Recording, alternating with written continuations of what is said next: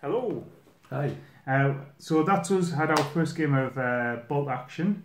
So it was a meeting engagement, the envelopment. So Martin's Germans were attempting to envelop my forces. I'm going to let Martin talk about how that game went for him. That was a pretty, devastating loss for the Germans. The Americans, as per real life, stunted the German attack.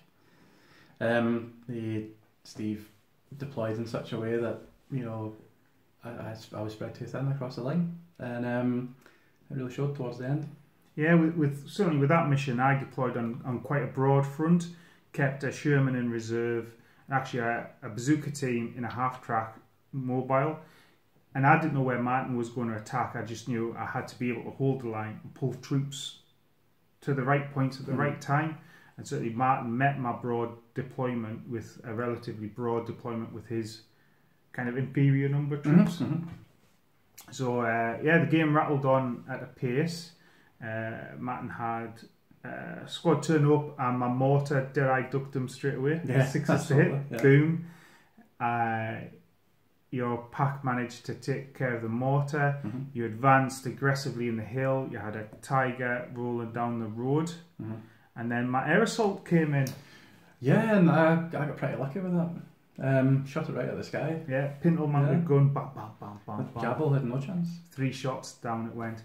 And it did have another one because I'm American, so I get that's true, but I think it... By then, we'll talk about it in 2 ticks. Yeah. So then your assault came in and there was a bloody melee for the hill in the middle. Yeah, that was fierce. That was quite a bloody battle, shall we say, for that hill. Again, really thematic when you read back accounts of the Bulge and the Hurtgen Forest as well. A lot of bloody close assaults for especially for hills. It was they were quite hotly contested for. Yeah, well, we counted the hill as being rough terrain as well. So actually, my firing was quite ineffective against a squad which had got in onto the hill. So ultimately, I went in with cold steel.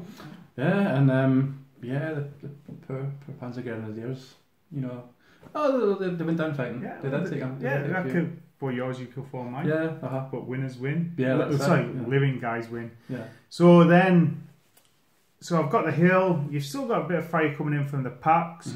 Your squad slowly on the right flank managed to get into a position where its weight of power from the assault rifles and the Hitler's buzzsaws starting to whittle down my forces in the left. Tiger tanks just about to cross the deployment zone when whoosh on one flank, what happens? Bazooka team appears. Bazooka team lines up, perfect shot into the flank. Your Tiger fires that dice. Boom! It's a 3. Yeah, I've missed. Bounces off. So last dice activation, pull for the turn. My plucky Sherman rumbles on, hits the other flank of the Tiger, and what happens there, Martin? It goes kaput. Yeah, it's some good rolling. Sherman 3 6s in a row. Sherman rolls up, 6s to hit. Yeah. Boom. 6s to pen. Boom. Well, 5s or 6s, but 6s to pen because of side armor, and then boom, 6 for damage. Dead Tiger tank. Yeah, and I think at that point the advance had been halted. The infantry squad and the forest beside them, had a look and thought, no, I don't fancy this anymore, boys. No, off we go. Yeah, so they've been sent to the Eastern Front. I don't know. Well, yeah.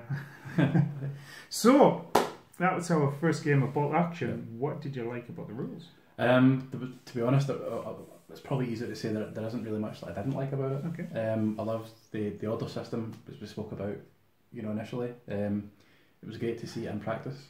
I thought it was fantastic. Yeah, certainly with the order system, I found I might have had a couple of units which I wasn't fussed about doing stuff, so I'm desperately trying to put orders on those, waiting for other stuff to happen on the other side of the field.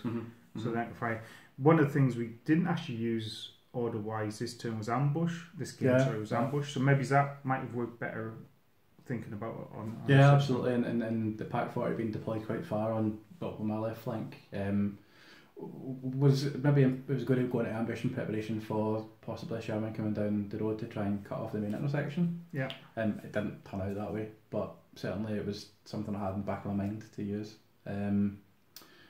It's a fun game. It's really fast paced as well. It's 2 hours the game was. 2 hours. Yeah. So super, and that was 1,000 points. That was our first game as well, so we were looking at a lot of stats. Yeah, a lot of rules kind of checking as well. But yeah, I loved it. I thought it was a great game. One of the things I found was really interesting, don't know what your thoughts on it, was the pin markers. And I really like the idea of where you read a lot like mortars would pin enemy units, and enemy units would go down, and there's a lot of leadership of war put into getting your troops to do exactly what they want to do. And I thought the pin marking was a really smart system to represent that. Yeah, I thought so as well. Reading a lot about it, reading a lot about warfare in general. A mortar round isn't necessarily going to kill people, but it is going to put heads down. Get down. It's going to make things more difficult for you in terms of manoeuvrability and everything else. So I love that. That was another aspect of the game that I really loved as well. It's not just a straight shoot where you shoot, you wound, you try and save, which is good, and it's got a place. But for the context of World War II, and you don't have guys wearing armour as such, it really works really well. It makes your units just that wee bit more survivable. Yeah.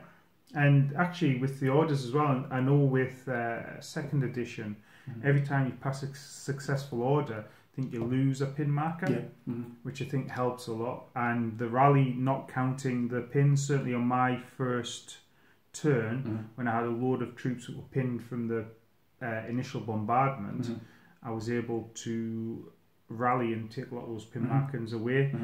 It did mean first turn I wasn't doing much other than rallying, but that certainly happened. I could see how in previous editions, how those pin markers building up and affecting the rally turns would really affect it. Another thing, actually, when you mentioned that, I liked about the rules was the preparatory bombardment. Yeah. Especially for the sort of scenario we're playing in the sort of the kind of theatre we're playing as well. It's the first maybe inklings the Americans have got that they've been attacked. They were a bit. Yeah, and shell shocked. Yeah, putting their heads down and having to kind of rally from that. I love that as well. That was, I love things that are thematic, and for me that was just absolutely spot on. And for once, you didn't roll a 1, because if you roll the 1 for the bombardment, it hasn't happened. But you still got to go in. Yeah, true. So our next plans for bolt action. So what we've talked about is we're certainly going to play some more Ardennes style games. Maybe a meeting engagement where we've both got to take objectives, and certainly this game's given us some thoughts. I think we'll plan to take these armies to 1,500 points as well, and use a tank war with them. But what we've kind of done is agreed on which theatres and which side we're going to do. So for Northern Europe, I've got the Allies, Matt's got the Germans. Absolutely. For the Eastern Front, for the Eastern Front, I have my beloved Soviets. You've got the Soviets. I'm going to be taking the Germans for the Eastern Front, but we're actually going to look at, say, the defence of Berlin. And I've got my plan on quite a large Volkssturm army, or Volkssturm, is that what it's pronounced? Volkssturm. Is V's W's in German? No, I don't think W's are V's, but Valkyrie. Anyway, I'm getting decided. So like a defence of Berlin, and we're going to be getting the Berlin box set. Yeah. And then for North Africa, I'm going to be the Africa Corps. Yeah, 8th Army. Yeah, you'll be the Allies. Yeah. And then finally for the Far East, I've got my eyes on a Chindit force. Yeah, and I've got my eyes on some Japanese. So I think we spoke about Italy as well, didn't we? Italy. Meeting engagement at Casino. You want to do Fallschirmjäger? Yeah, Fallschirmjäger, yeah. I'll do some sort of Commonwealth forces. Yeah, but I think that's kind of further down the line, isn't it? But certainly it's going to be finish these off, and actually 1,500 points. I've got my eyes on the M18 Hellcat platoon.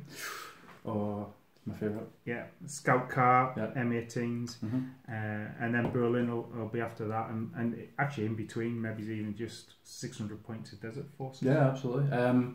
I'm for expanding my army.